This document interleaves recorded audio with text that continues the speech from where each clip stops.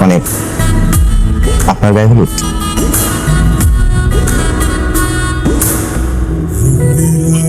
চাকরি চলে যাওয়ার পর অনেক চেষ্টা করলাম, কোনো উপায় হচ্ছিল না। তারপর ভাবলাম নিজেই কিছু করি। এখন ওয়েডিং ফটোগ্রাফার, আমার দুজন অ্যাসিস্ট্যান্টও আছে। আসলে জানতাম না আজকে আপনার গায়ে হলুদ। কেন জানলে আসতেন না? বাসা বদল করলেন কবে আপনারা? এই মাসে। আপনার ফোন বন্ধ ছিল কেন? ফোন ওপেন থাকলে কি বিয়ের দাওয়াত দিতেন?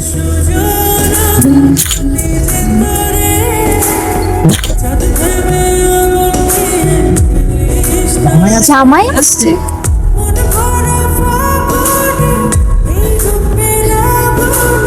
কি তোমাকে সারপ্রাইজ করার জন্য আসলাম।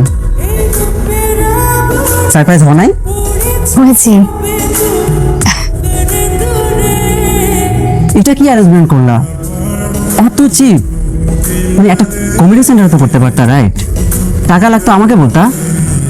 থ্যাংক গড যে আমি আমার কোনো ফ্রেন্ডকে নিয়ে আসিনি। আজকে আমার কি হতো? তাই চলে ফটোগ্রাফার, আসো ছবি তোলো, আসো।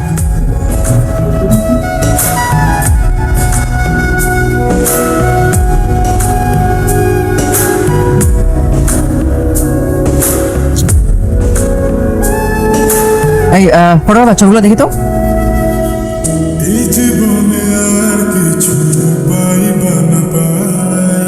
এক্সকিউজ মি ভাই, বলে বসবা নাকি? একটু দূরে দাঁড়াও।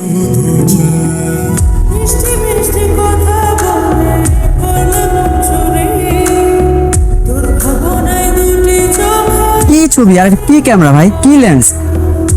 একটা ভালো ক্যামেরা কিনবা না? নাও ধরো। ভাবছি আসছি এখানে একটু এনজয় করবো, ড্যান্স করবো, মানে আমি গেলাম।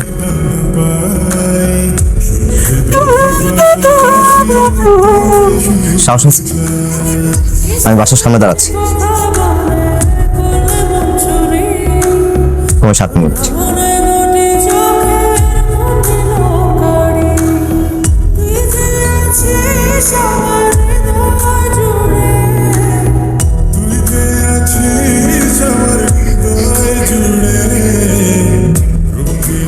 গেট দিয়ে আসতে হয়েছে তো, তাই একটু দেরি হয়ে গেছে।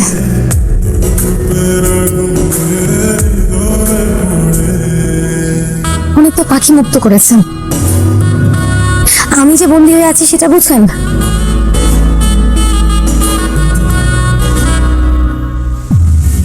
হাত শক্ত করে ধরুন, আর এবার আমাকে মুক্ত করুন।